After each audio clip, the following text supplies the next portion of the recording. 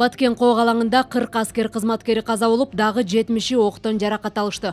Учурда алар бардык тараптан колдоого муктаж болуп турат.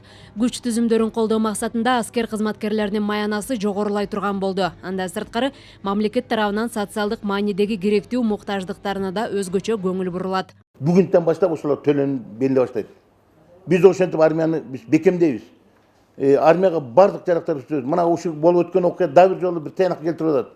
Өзүңүн армияңды бекем кармаш экениңди, өзүңүн күч структураңды кармашың керек. Чек арачыларды абдан бекемдеш керек, мынакей бул окуя көрсөттү.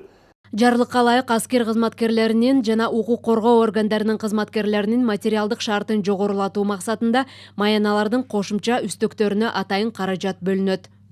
2022 жылдын 1 октябрынан тартып прокуратура органдарынын системасынын кызматкерлерин кошпогондо аскер кызматкерлерине жана укук коргоо органдарынын кызматкерлерине кызмат өтөө үчүн үстөктөрү жылдык эмгек акы фондунун 80% чейин жогорулатылсын.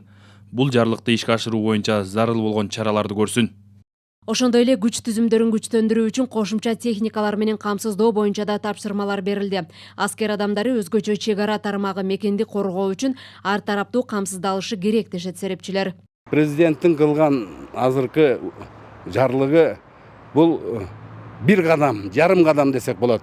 Аскердин абалын кичине мындай толуктоого десек. Армия деген бул мамлекеттин каруусу, күчү, анын өңү. Армияда жаштар кызмат кылат. Армия мамлекеттин конституциянын кол тийбестик мекенин кайтарат. Жанын сайып койгон. Ошон үчүн армияны дайыма бап эстеп көтөрүш керек. Күч түзүмдөрүн колдоо азыркы тапта мамлекеттик деңгээлде чечиле турган негизги маселе болуп турат. Алардын айлык акылары акыркы ирет өткөн жылы көтөрүлгөн. Элиза Нурматова, Руслан Сабатаров, Ала Тоо 24.